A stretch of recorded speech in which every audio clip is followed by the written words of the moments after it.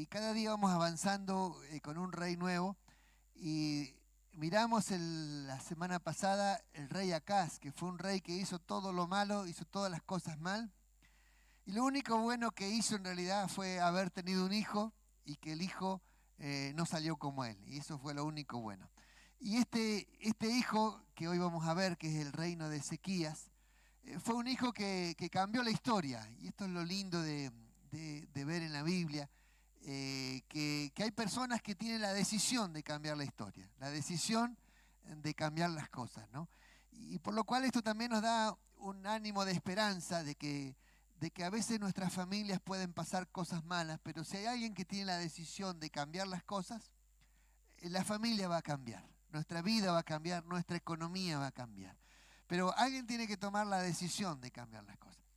Y esta mañana le puse el título a este mensaje, La fórmula del éxito, ¿no? Es importante tener que hay una fórmula del éxito.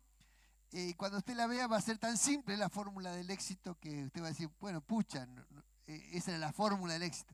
Pero es tan simple, pero a la vez tan efectiva, porque cuando nosotros realmente ponemos a Dios en nuestras vidas en primer lugar, cualquier cosa que hagamos, no importa lo que nos dediquemos, vamos a tener éxito en la vida. Y cuando nos damos cuenta de esto, nos damos cuenta de la importancia, que es algo tan simple, pero a la vez tan difícil de hacer, de poner a Dios en primero en nuestras vidas.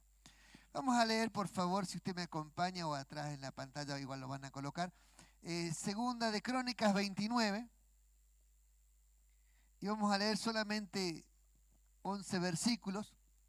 Y como la historia de Ezequías tiene bastante en la Biblia para poder formularla, vamos a hacer 2 o 3 mensajes de la palabra de la vida de Ezequías, de las cosas buenas, del éxito, de los problemas, cómo los resolvió, y también ver de sus equivocaciones, ¿no? De ver cuando Dios le pone un límite a Ezequías, y Ezequías llega un momento que se enferma para morirse, y Dios le avisa y le dice, ordena tu casa porque vas a morir.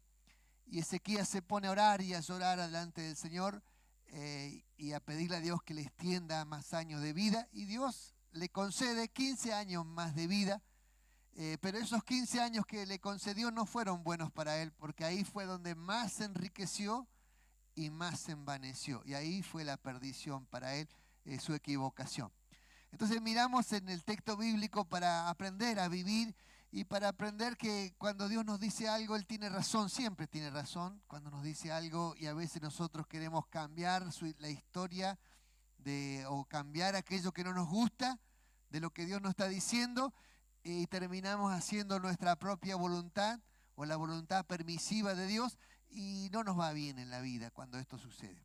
Por eso es importante observar el texto bíblico para aprender a vivir y para aprender realmente cómo debemos dirigir nuestra vida, nuestra familia, cómo dirigir la iglesia, y cómo dirigir también para aquellos que tienen sus negocios, sus propios negocios, para agradar a Dios en todo. Leemos el texto, por favor. Versículo 1 dice, comenzó a reinar Ezequías siendo de 25 años y reinó 29 años en Jerusalén, y el nombre de su madre fue Abías, hija de Zacarías. E hizo lo recto ante los ojos de Jehová, conforme a todas las cosas que había hecho David su padre. Ezequías restablece el culto del templo, el título allí. En el primer año de su reinado, en el mes primero, abrió las puertas de la casa de Jehová y las reparó. E hizo venir a los sacerdotes y levitas y los reunió en la plaza oriental, y les dijo, oídme, levitas, santificaos ahora y santificad la casa de Jehová, el Dios de vuestros padres, y sacad del santuario la inmundicia, porque nuestros padres se han rebelado y han hecho lo malo ante los ojos de Jehová nuestro Dios, porque le dejaron y apartaron sus rostros del tabernáculo de Jehová, y le volvieron las espaldas, y aún cerraron las puertas del pórtico y apagaron las lámparas, y no quemaron incienso ni sacrificaron holocausto en el santuario del Dios de Israel. Por lo tanto, la ira de Jehová ha venido sobre Judá y Jerusalén, y los ha entregado en turbación, en execración y escarnio, como veis vosotros con vuestros ojos. He aquí, nuestros padres han caído a espada, nuestros hijos y nuestras hijas y nuestras mujeres fueron llevadas cautivos por ello. Ahora pues, yo he determinado hacer pacto con Jehová, el Dios de Israel, para que aparte de nosotros el ardor de su ira. Hijo mío, no os engañéis ahora, porque Jehová os ha escogido a vosotros para que estéis delante de él y le sirváis y seáis sus ministros y le queméis incienso. Hasta aquí nomás el texto. En este pasaje encontramos a este rey, Ezequías, tomando una determinación, una decisión muy importante en su vida, ¿no?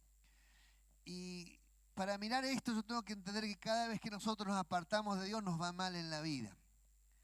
Y como miramos la semana pasada, referente al rey Acaz, se apartó de Dios y todo le fue mal, los enemigos crecieron, tenía guerras por todos lados, la economía se le vino abajo del país, comenzó a pagar tributo a otras naciones que le fueron ganando la guerra y terminó empobreciendo, y en ese empobrecimiento llegó y manoteó la casa de Dios que tenía la puerta, el padre de él le había dado una ofrenda a Dios, se había enchapado la puerta en oro, entonces agarró, sacó todo el oro, sacó el bronce, sacó la plata, sacó los utensilios que había en la casa de Dios, la peló básicamente la casa de Dios y la terminó fundiendo de tal manera que no habían recursos.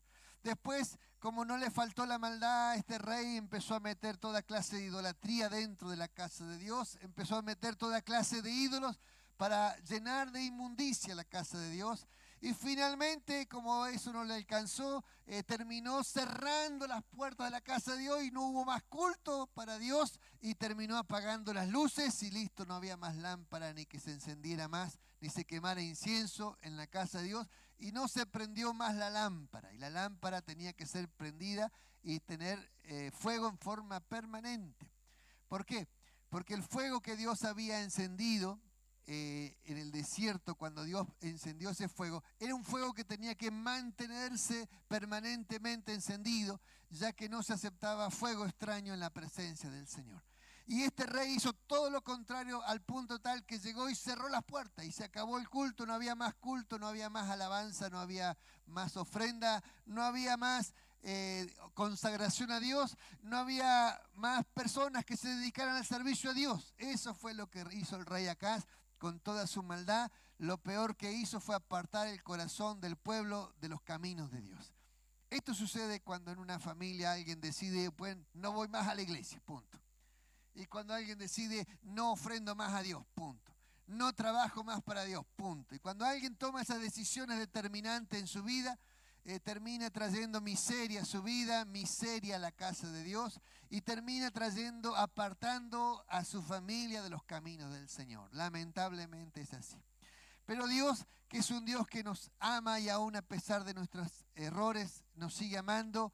Y gracias a Dios que sigue habiendo personas que sí se consagran a Dios y que mantienen la lámpara encendida y que mantienen el culto funcionando y que mantienen la alabanza funcionando. Gracias a Dios que eso existe. Amén. Amén. Porque si fuera por algunas personas que se olvidan de Dios, pues nada de eso podría existir, como pasó en este caso. Muy bien, la fórmula del éxito, ¿en qué consiste? Bueno, lo primero que planteo es que él tuvo la voluntad de hacer un pacto con Dios. Este rey tuvo la voluntad de hacer un pacto con Dios. Como este rey había nacido de un padre que fue malo y que él se daba cuenta de toda la maldad que hacía su papá, pero sin embargo, yo lo que dije la semana pasada fue que lo único bueno que hizo este rey fue tener un hijo. Y este hijo fue criado bajo la enseñanza de su madre. Y la madre le inculcó a amar a Dios, le inculcó a buscar a Dios y le inculcó a servir a Dios. Por lo cual podemos nacer con malos ejemplos en nuestra vida, en nuestra familia, pero si realmente hay alguien que tiene temor de Dios y que se aguanta bajo ese temor de Dios el desprecio, se aguanta la crisis, se aguanta que la otra persona no quiera saber nada con Dios, los insultos y cuántas cosas feas que pasan a veces en la familia cuando uno busca a Dios y el otro no quiere saber nada con Dios. Hay muchas burlas, mucho desprecio por esas cosas, pero si uno logra aguantar todo eso y permanece fiel en los caminos del Señor, lo importante es que podemos torcer la dirección de ese barco en el futuro y volver a la familia, a la presencia de Dios. Y eso fue lo que hizo la madre con este hijo. Así que este hijo se crió y viendo a su padre hacer todas las cosas malas. Pero cuando a él le tocó gobernar tenía 25 años. Y apenas empezó a gobernar en el primer año de gobierno, es decir, que cuando hablamos del primer año de gobierno, así como nuestro gobierno, apenas entró el gobierno, la primer ley que estableció o el primer decreto que hizo este rey, ¿cuál fue? Que había que restablecer el culto a Dios. Ese fue el primer decreto del rey. En el primer año, en el primer mes y en el primer día de su función, lo primero que hizo fue girar el curso hacia donde iba el gobierno, hacia donde iba su país y volver el corazón a Dios. Lo primero que hizo fue este rey. Y allí en ese deseo de hacer un pacto con Dios, él quería hacer un pacto con Dios. Y aquí está lo importante que aparece en el versículo 10. Dice que él determinó, dice, ahora pues yo he determinado a hacer pacto con Jehová, el Dios de Israel, para que aparte de nosotros el ardor de su ira. Lo primero lo que él hizo fue hacer un pacto con Dios. Y un pacto es un contrato que uno hace con Dios, es un contrato con Dios. Dios ya estableció un pacto con nosotros, que es el pacto de la gracia. Ya lo estableció. Y en este pacto de la gracia que Dios estableció a través de Jesucristo, el pacto significa lo siguiente, que Él perdona nuestros pecados en forma gratuita, sin que nosotros tengamos que hacer absolutamente nada. Solamente tenemos que creer en Él. Este es un pacto con Dios. Pero fíjese lo importante de establecer ese pacto con Dios. Porque el pacto es como uno va y firma un contrato. Es como que cuando uno va, un contrato de alquiler, por ejemplo, uno va y establece un contrato de alquiler que hay ciertas pautas, ciertas reglas que hay que respetar, cierto precio que hay que pagar, cierto tiempo que uno hace un contrato. Entonces, cuando uno firma el contrato, a partir de allí, uno ya tiene derechos y obligaciones a partir de que firmó el contrato. Hay derechos y obligaciones inmediatamente desde que se firmó el contrato. Por lo cual ese contrato cambia el lugar, la forma y cambian cosas que me da derechos a usar un lugar, pero también tengo la obligación de pagar en ese lugar. Eso es un contrato. Entonces, a partir de que nosotros tomamos una determinación para hacer algo, esa determinación demanda de nosotros una parte y también tenemos privilegios de otro lado. Y él se daba cuenta, este rey, que toda la miseria que estaban pasando era porque se habían olvidado de Dios y porque habían abandonado todo lo que los ancestros habían hecho para estar cerca de Dios. En cambio, él decidió de todo corazón hacer un pacto con Dios. Y en esta decisión de hacer un pacto con Dios, él se daba cuenta, pero ¿cómo voy a hacer un pacto con Dios si la casa de Dios está cerrada? Si todo está abandonado, si ya nadie se dedica al servicio a Dios, ¿cómo hago para acercarme a Dios? Entonces él se daba cuenta de que había que hacer una gran reforma para poder volver el corazón de la gente a Dios. De que no era que todas las personas estaban lejos de Dios y que no querían saber nada con Dios. Era que la influencia del Padre había hecho que muchos se alejaran de Dios, pero había muchas personas que sí amaban a Dios, pero no tenían la oportunidad de escuchar. Por lo cual este rey toma una determinación y allí una de las cosas que hace, promete serle fiel y obedecerle a Dios. Y eso es lo que él quería, era que Dios apartara toda la maldad que había sobre el país y que lo apartara de ellos, de tal manera que este es el pacto que quería hacer él con Dios.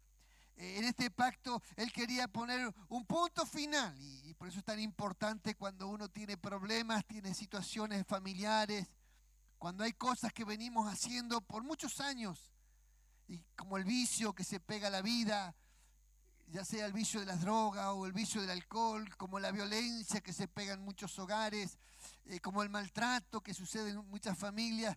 ¿Y cómo hacemos para que esas cosas cambien? ¿Cómo se hace para que eso cambie? Cuando la persona está atada a ciertas debilidades, al adulterio, a la fornicación, a la pornografía, atada en cierta idolatría, atada en maldiciones que se vienen viviendo generacionalmente, atada a la vagancia, gente que no les gusta trabajar, que les gusta robar, vivir de lo ajeno, y viven así. Y algunas personas se acercan a Dios, pero cuando llega el punto de cambiar la vida, y donde se encuentran donde ellos quieren seguir haciendo lo que hacen siempre y no cambiar. Y ahí donde uno cuando se encuentra con Dios, Dios te lleva a un punto de cambio. Pero para que pueda existir el cambio necesitamos hacer un pacto con Dios. Y ese pacto es un punto final al pecado.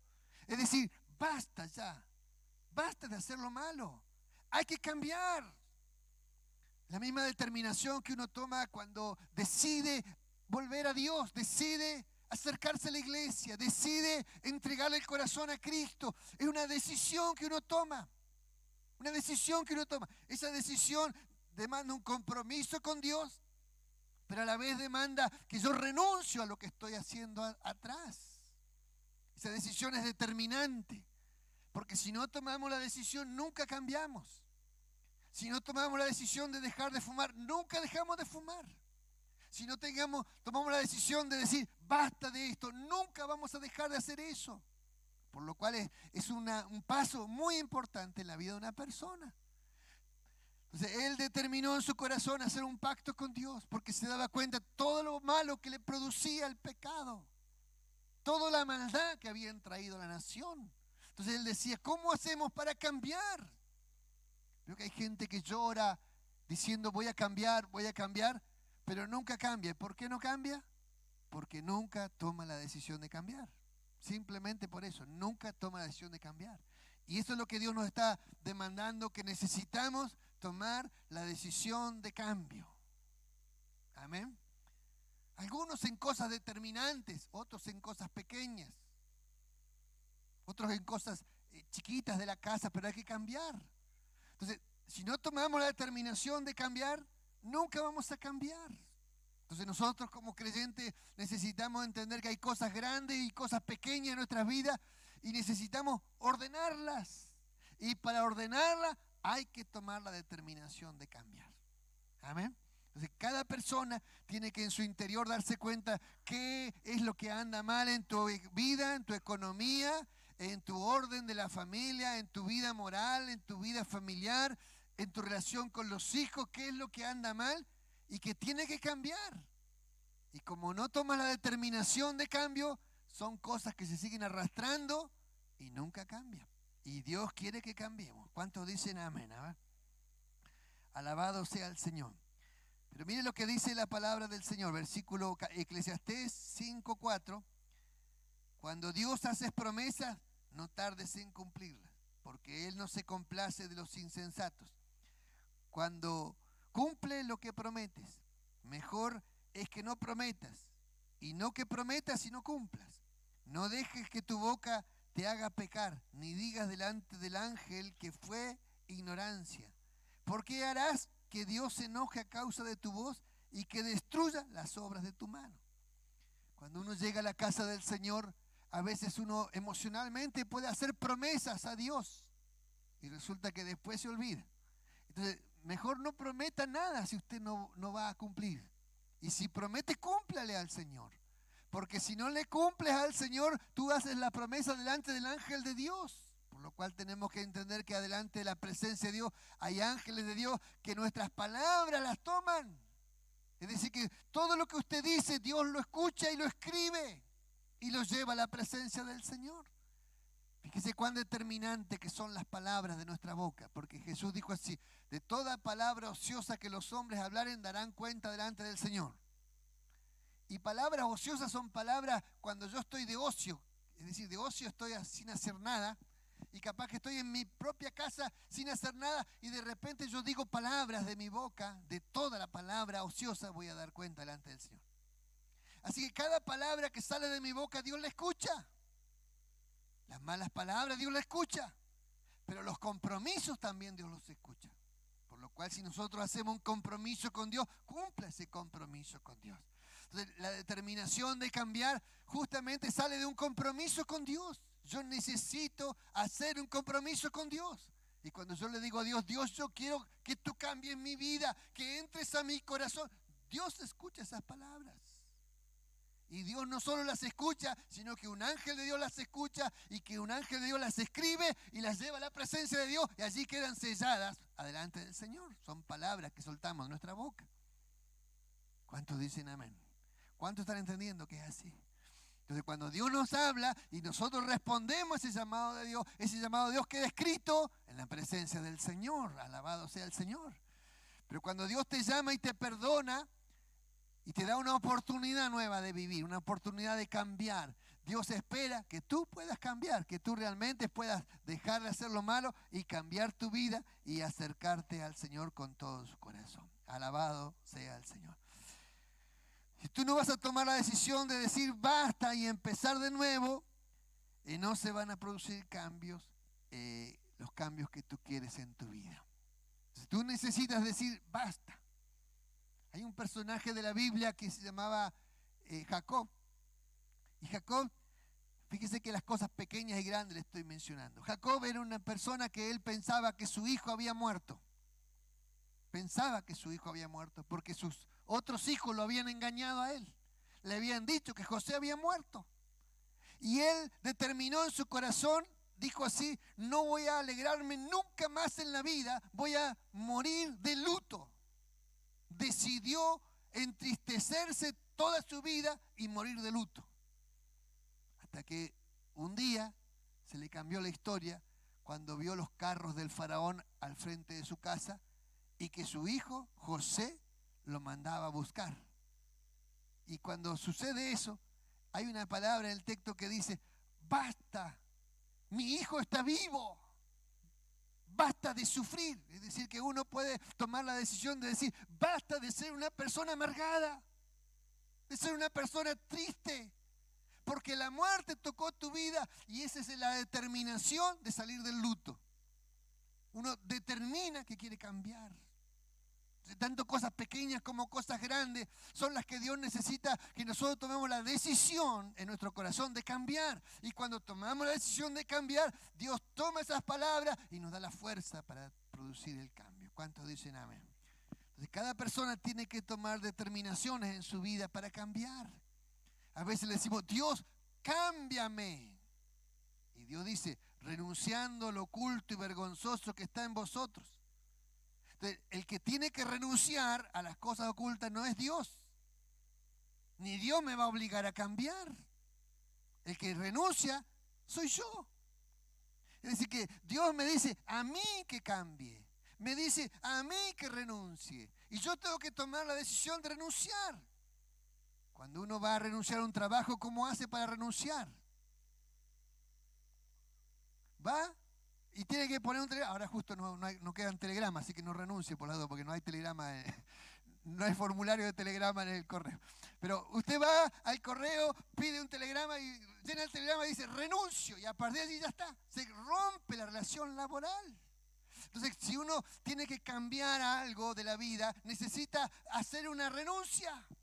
Por lo cual es importante esa decisión. Y eso es como un pacto que hace con Dios. Entonces, cada vez que yo quiero cambiar, necesito decir: Dios, hago una renuncia a esto y no quiero más esto en mi vida. ¿Me entiendes? Por eso es tan importante y determinante cuando lo hacemos en la casa del Señor. Porque cuando esas decisiones las tomamos en la casa del Señor, quedan escritas, quedan escuchadas por Dios, por un ángel de Dios que las lleva al cielo. Y eso queda escrito en la presencia del Señor. Amén. Necesitamos cambiar muchas veces nuestra vida. Segundo lugar, la voluntad de restablecer el culto hacia Dios. Qué importante que este rey decidió restablecer el culto a Dios. Y restablecer el culto a Dios determinaba varias cosas. Primero, había que arreglar la casa del Señor. Segundo, había que limpiar la casa del Señor. Tercero, había que llamar a la gente para que se dedicara a la casa del Señor. Porque el padre, había destruido todo, había hecho un camino a la inversa, de tal manera que se destruyó todo. Entonces, es muy difícil construir y es muy fácil destruir. Entonces, destruir es algo muy simple. Una iglesia se puede destruir con un acto de inmoralidad, ya se destruye. Una iglesia se puede destruir con una estafa, se destruye. Una iglesia se puede destruir con un chisme, se puede destruir. Por lo cual destruir es algo tan fácil. Y construir es algo que lleva tanto trabajo construir.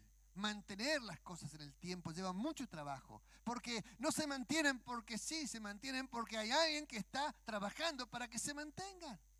Entonces usted no ve la iglesia funcionando porque simplemente por casualidad se prende la llave y se abre todo y funciona. Funciona porque hay gente que se dedica para que el servicio funcione. Entonces hay gente consagrada para eso.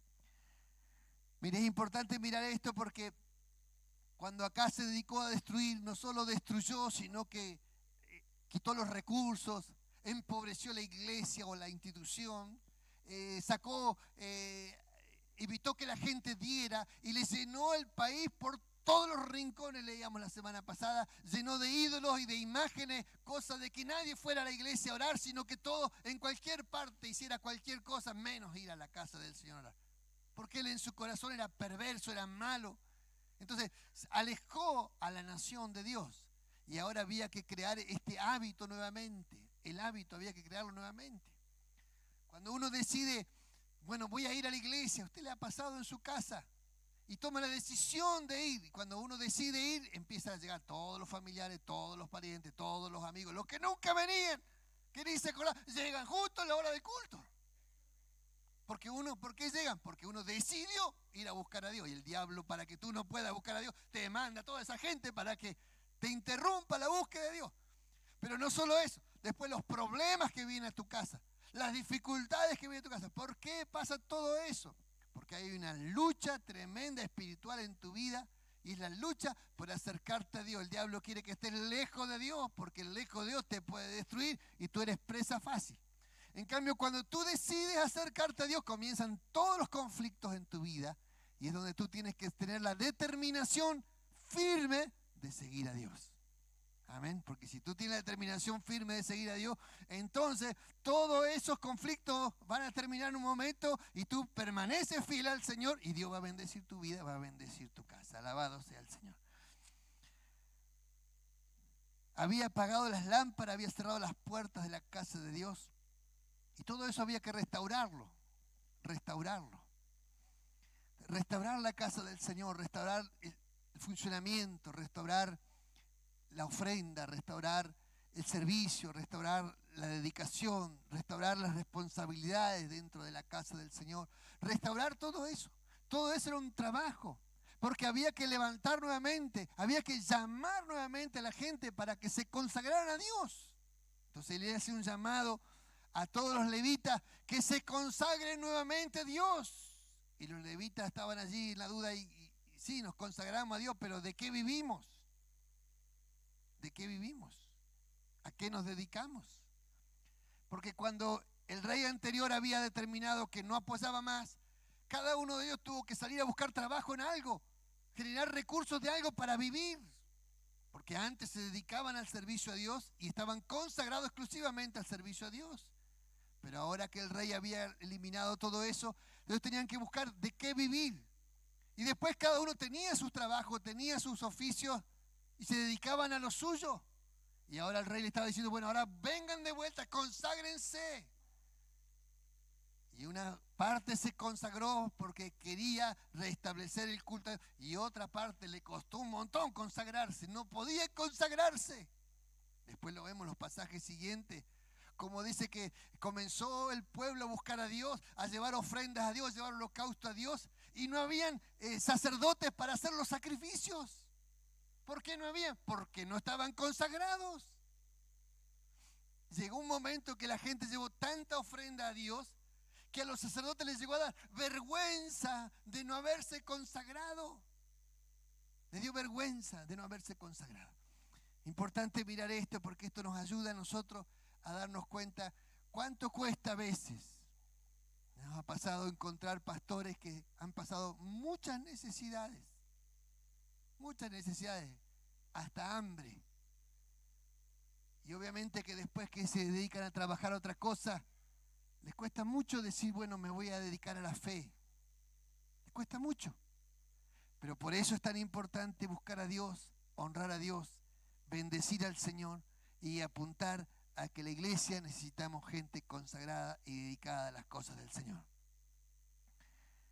Ezequías tenía que limpiar, restaurar las puertas, hacer volver a los levitas, sacerdotes para el servicio. Tenía que restablecer el sustento y el llamado y la dedicación a Dios.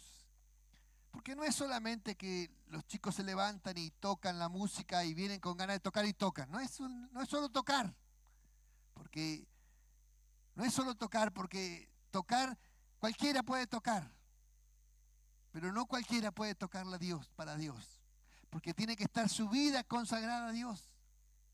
No puede ser una persona que esté en adulterio y que mañana se le ocurra, bueno, tengo ganas de tocarle a Dios y cante una canción para Dios.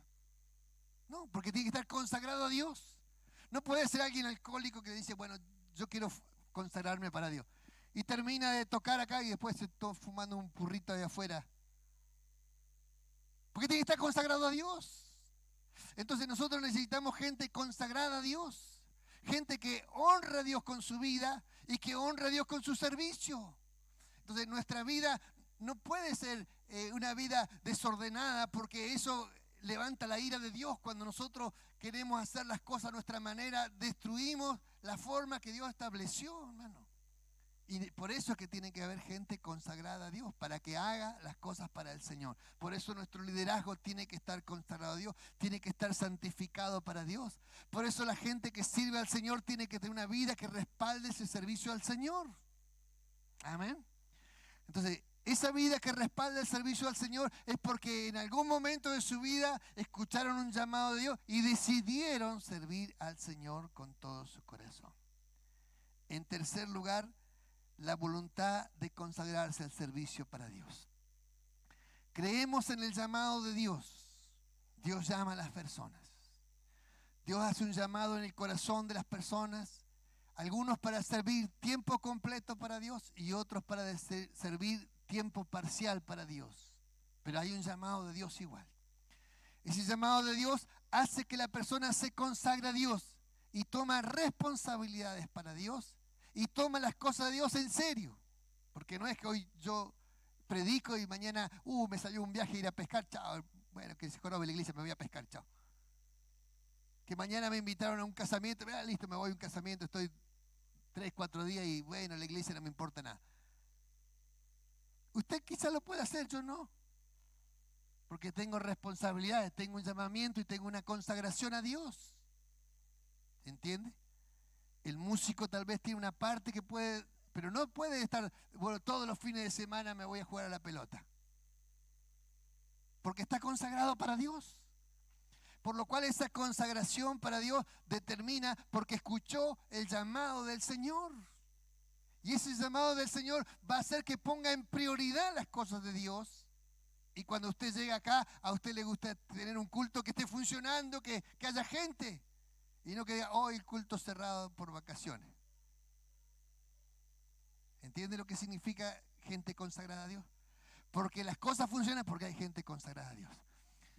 Y si queremos crecer como institución, como iglesia y abrir otras iglesias, necesitamos que más personas escuchen el llamado de Dios. Porque las cosas funcionan porque hay alguien que las hace funcionar. ¿Comprende? No funcionan por la casualidad.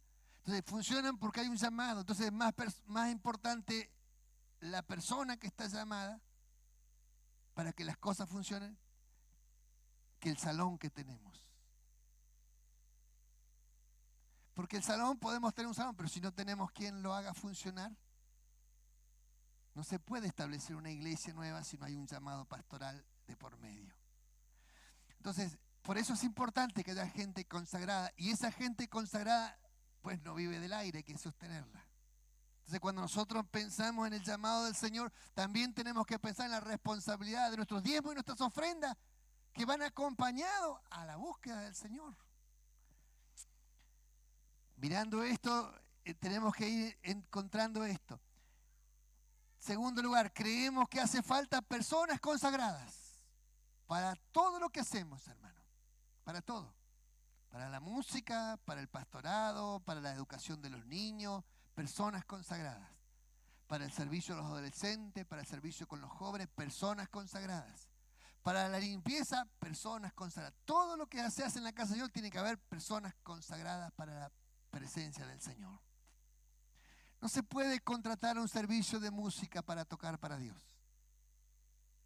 porque usted no sentiría nada de la gloria de Dios, no sentiría la presencia del Señor, sentiría música, pero no la presencia del Señor, porque la presencia del Señor la traen personas consagradas, solamente personas consagradas.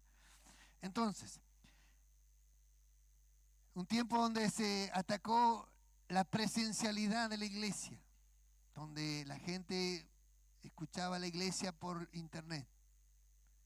¿Me entiende? Nunca vas a poder reemplazar la administración de la palabra de Dios en forma directa. Nunca la vas a poder reemplazar. Puedes escuchar cualquier mensaje de Dios en cualquier parte.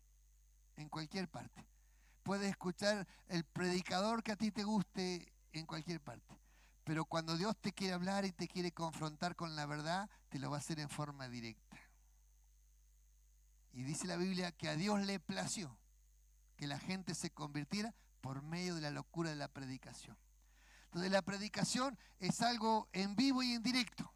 Si bien hay ciertas situaciones en que tenemos que escuchar, porque no podemos llegar a la casa de Dios y lo escuchamos a través de los medios de comunicación. Y que Dios igual nos puede hablar, pero Dios te quiere ministrar. Dios quiere tocar tu alma, Dios quiere llevarte al punto de consagración, al punto de la decisión firme para poder cambiar. Yo he estado escuchando mensajes también por televisión y mientras tomo mate, mientras leo, mientras hago cuentas, mientras hago esto y de paso escucho. Obviamente que no me va a confrontar Dios de la misma manera que cuando usted está sentado en un culto. Dijo alguien, si tú pretendes que es lo mismo escuchar por internet y te alimenta lo mismo, bueno, dice así, piensa si tú tienes hambre y en tu casa y ves MasterChef, si te vas a hacer el hambre. Entonces encontramos que hay cosas que necesitamos de parte del Señor y por eso el culto a Dios, por eso es la presencia del Señor, estar aquí en la presencia del Señor es lo que hace la gran diferencia. Por eso dice la Biblia, no dejemos de congregarnos como algunos tienen por costumbre y cuanto más cuando el día del Señor se acerca.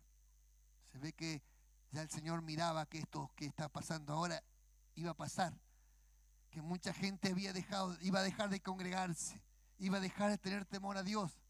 Entonces nosotros necesitamos permanecer esto, pero para que esto funcione necesitamos que la casa de Dios funcione, que haya gente consagrada y que haya gente que sirva al Señor y que tengamos que sostener la iglesia y la gente que sirve al Señor para que esto funcione. ¿Cuántos dicen amén? Necesitamos crear una estabilidad en los ingresos, crear un sostén para los obreros de Dios. Nosotros no podemos quejar de esto porque la iglesia ha sido generosa, nos bendice, nos sostiene, hermano. No podemos quejarnos, pero estoy hablando de los principios que para vivir, los principios para establecer las iglesias, los principios para que la obra de Dios pueda funcionar realmente, para que funcione. Amén. Necesitamos también entender que el obrero es digno de su salario. Y también tenemos que comprender que estamos dispuestos a servir a Dios con salario y sin salario igual. Porque la gran pregunta que yo me hago hacia acá era dónde estaba la convicción de estos sacerdotes que permitieron que se cerrara la casa de Dios y que no lo siguieron haciendo con recursos y sin recursos. ¿Dónde estaba la consagración de ellos? Que no fueron capaces de oponerse al rey y de mantener la luz encendida de la casa del Señor con recursos o sin recursos, aún poniendo recursos de su propio bolsillo para que funcione. Porque así es como la obra de Dios funciona. Muchas veces debemos poner recursos de nuestros bolsillos para que funcione, para que se pague la luz, el gas y cosas así. Pero eso no importa, mientras funcione la casa del Señor. Alabado sea el Señor. Versículo 11 dice, hijos míos, no os engañéis ahora, porque Jehová os ha escogido vosotros para que estéis delante de Él y le sirváis y seáis sus ministros y le queméis incienso. ¿Por qué le está diciendo? ¿Y a quién le está diciendo estas palabras? Se le está diciendo a los sacerdotes y a los levitas, no se confundan, no se engañen. Dios los ha llamado. Un tiempo donde hay pastores que han dejado el pastorado y se han dedicado a hacer negocios, porque se han encontrado que son mejores para hacer negocio y ganan más que dedicarse al pastorado.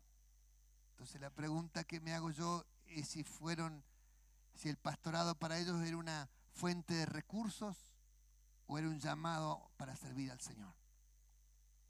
Entonces nosotros tenemos que entender que para servir al Señor tenemos que dejar cosas. Y Dios no nos llamó para hacernos ricos, no nos llamó para tener ni abundancia. Sí prometió sustentarnos y que nada nos iba a faltar. Entonces tiene que haber un profundo llamado en el corazón del creyente de servir al Señor, de honrar al Señor y hacerlo con recursos y sin recursos, pero hacerlo por fe, porque Dios prometió que nada les iba a faltar a los que confiaban en Él.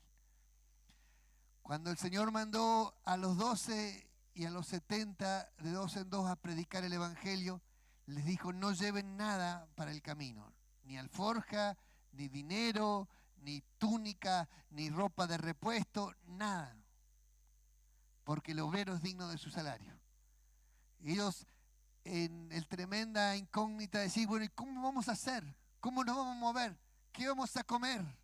Y el Señor les dijo: coman lo que les pongan adelante. Entonces ellos tenían que salir en una decisión de fe, de ir a predicar el Evangelio sin saber cómo lo iban a hacer, ni sin saber cómo se iban a sostener. Pero cuando volvieron de esa experiencia de fe, de vivir por fe, que esto es lo importante, que aquel que sirve al Señor tiene que aprender a vivir por fe. Vivir por fe es una experiencia tremendamente frustrante a veces, pero tremendamente gloriosa. Porque vivir por fe demanda de nosotros creer que Dios proveerá. Dios proveerá. Pero para que Dios provea tiene que haber personas que tengan temor de Dios.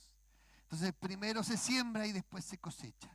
Por lo cual esa experiencia es algo que todo creyente que quiere servir a Dios tiene que vivirla. Tiene que aprender a depender de Dios, aprender a entender que Dios es el que provee, Dios es el que da. Ya sea a través de la iglesia, y si no puede la iglesia, dará a través del mundo o a través de la gente. Alguien nos va a dar para servir al Señor. ¿Entiende? Alguien nos va a dar. Entonces, cuando uno decide servir al Señor, uno se consagra a Dios y abre la puerta para que Dios siembre en ti. Y allí donde Dios siembra y Dios es generoso, Dios es realmente dadivoso con sus hijos, hermano, con aquellos que se consagran para servir al Señor. Por lo cual le hago un llamado a la gente, porque muchos cuando miran el ministerio piensan que no, pasar necesidades no es lo mío. Hago un llamado a las jóvenes, a los adultos, a servir al Señor. Que se animen a servir al Señor. Que tengan el coraje de servir al Señor. Que tengan el ánimo de consagrar sus vidas para el Señor. Porque la obra de Dios tiene que seguir creciendo, se tiene que seguir extendiendo a diferentes lugares. Tenemos que seguir predicando el Evangelio y para eso necesitamos gente consagrada para que se pueda dedicar a este ministerio. Estar, servir, ser ministros y quemar el incienso. Ellos tenían que estar. ¿Por qué hay que estar? Yo he estado, parte de mi ministerio, he trabajado y he servido al Señor. Y he tenido mi pequeña empresa de trabajo en conjunto con servir al Señor. Pero muchas veces se moría gente, tenía que estar en hospitales, tenía que dejar mi trabajo a un costado. Y una vez recuerdo que estaba colocando una estructura de un tinglado que tenía que armar y una mujer me había contratado para eso y justo teníamos una conferencia de la iglesia, nuestra iglesia. Y yo digo: mire, me tiene que esperar una semana para poder hacerle eso. Y me dice: no, yo lo quiero ahora o no lo quiero. Y tuve que tomar la determinación: bueno, entonces yo no puedo hacérselo ahora. Entonces desarmemos el trato. Y ya me había dado la plata para el material. Yo había construido el tinglado, pero tenía que armárselo. Entonces tuve que devolverle la plata de todo el material a esa persona porque no se lo podía entregar en el momento que lo necesitaba, porque la obra de Dios me necesitaba a mí. Y tuve que perder el dinero. Y no importó, porque era parte de mi consagración al Señor, donde era más importante la obra del Señor que mis recursos y que mis ingresos. Entonces, cuando hay determinación de servir al Señor, se puede servir al Señor, aun cuando nos toca trabajar igual. A veces vamos a perder, no importa, pero no nos va a faltar nunca el sustento en nuestra casa. Amén. Un llamado al servicio al Señor. Nosotros necesitamos gente que ministre, gente que esté dispuesta a orar, gente que esté dispuesta a visitar, gente que esté dispuesta a llevar alimentos, gente que esté dispuesta a ayudar cuando hay que ayudar a otras personas. Gente que tenga tiempo para hacerlo. Entonces, ese tiempo se puede lograr de muchas maneras. Hay gente que tal vez en su juventud no lo puede porque tiene una gran familia, pero luego que se jubilan sí pueden porque tienen recursos y tienen tiempo. y espero que puedan servir al Señor mientras la salud se los permita.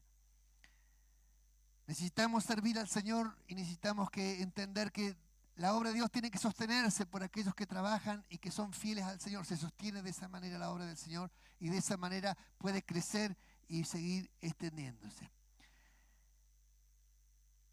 Dios sigue llamando a personas a consagrarse. Y este es un tiempo donde tal vez alguno está sintiendo un llamado y le da mucho miedo escuchar el llamado. Y alguno hasta dice, te reprendo, diablo. Y no, ojo que no es el diablo. No es el diablo. Porque Dios llama a las personas, hermano. Y las llama en serio.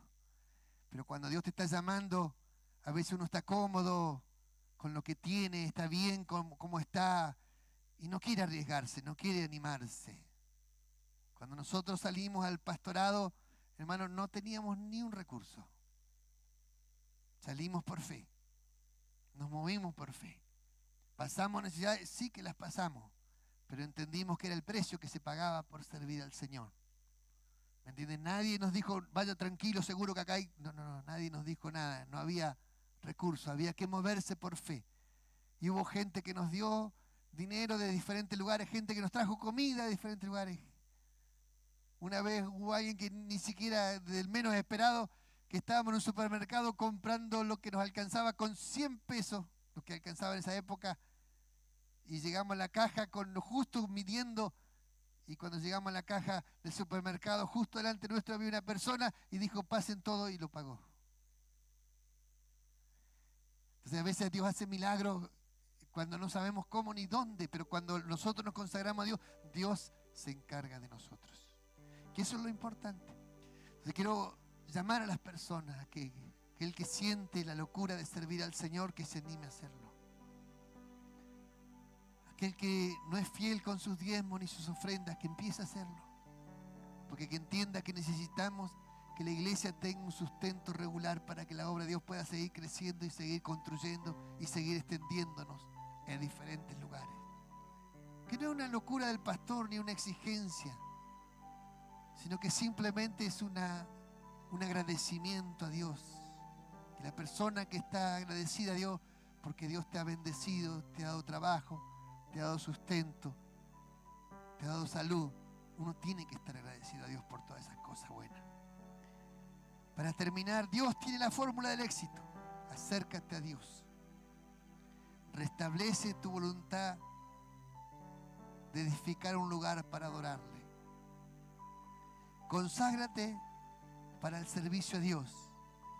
Y Dios, si está en medio de nosotros, todo lo que hagamos, no importa lo que nos dediquemos, si Dios está con nosotros, nos va a ir bien. Porque que te vaya bien es que Dios esté contigo. Y si Dios está contigo y tú amas al Señor, Dios va a bendecirte. Y por lo cual digo, hay gente que es llamada para servir y otros son llamados para sostener. Y nosotros entendemos que cuando la obra de Dios se extiende, Dios lleva a su pueblo, hace que la obra de Dios crezca. Llama a nuestros jóvenes, llama a los ancianos, llama a las personas a que sirvan al Señor con todo su corazón. Alabado sea el Señor para siempre. Amén. Este rey tomó la determinación de cambiar la historia, hermano. Y qué lindo que lo cambió. Qué lindo, porque provocó que todo el reino buscara a Dios con todo su corazón. Provocó un cambio en toda la generación que ellos vivieron. Y provocó que toda la familia buscara al Señor. ¿Entiende? Este rey hizo un cambio tremendo en la sociedad. Animó a los que servían al Señor a que lo hagan de corazón y que crean que Dios le iba a proveer. Y les costó a algunos creer.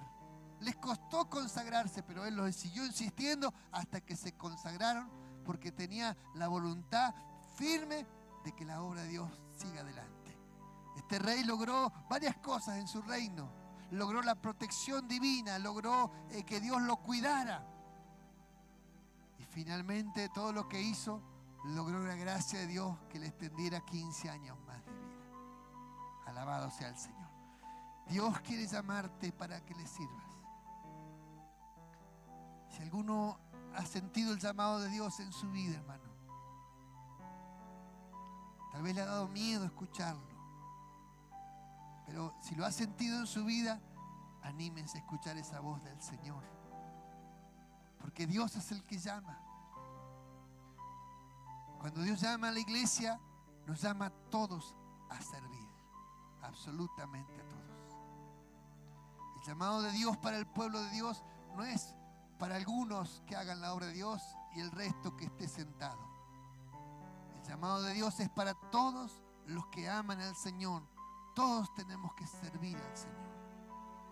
Es un llamado a servir al Señor. Es un llamado que Dios hace a las personas para que se consagren para servir al Señor. Usted tiene que encontrar cómo hacer para servir al Señor. ¿Qué puedo hacer yo para servir al Señor? Porque en ese llamado que Dios te hace, Dios va a usar tu vida, va a bendecir tu vida, vas a consagrar tu vida para que esto funcione y para que esto suceda. Amén. Oramos al Señor. Cierre sus ojos, por favor.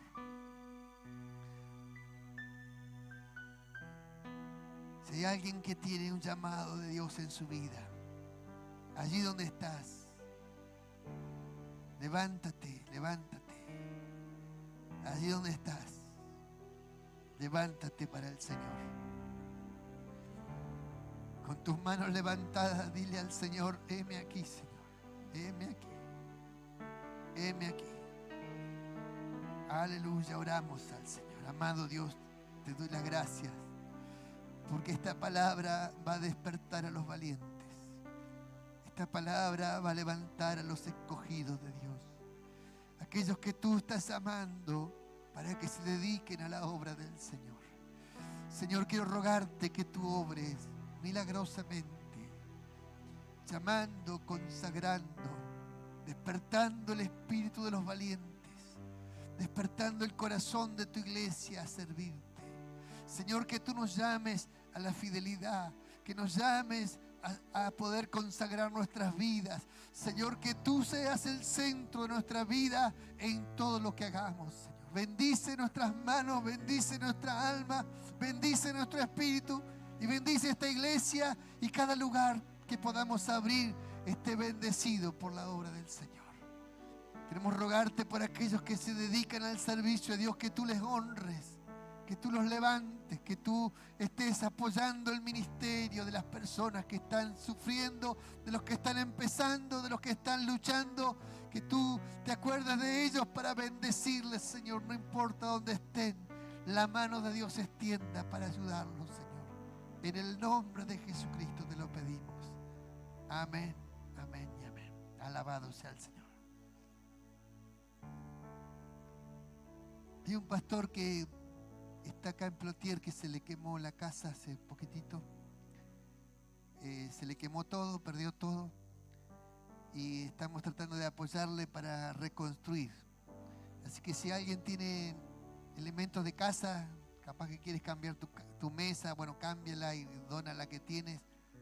O cocina, todo perdió, no le quedó nada. Ya conseguimos una heladera, gracias al Señor, y otras cosas más.